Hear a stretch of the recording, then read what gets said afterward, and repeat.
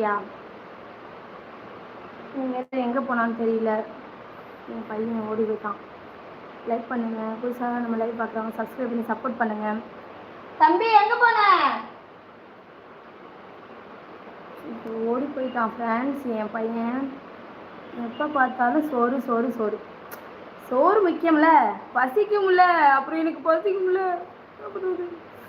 அஜித் குமார் பெண்ணே பெண்ணே நீயும் பெண் பெண்ணாகிய ஓவியமா? ரெண்டு கண்ணு தான் இருக்கு. எங்கம்மா போனேன்? காணும்னு தேடுனண்டி ஒன்னைய. கூப்பிடல, போய் விளையாடுங்க. நான் இந்த நல்லா வளையும் பள்ளியில் போட்டு விளையாடு.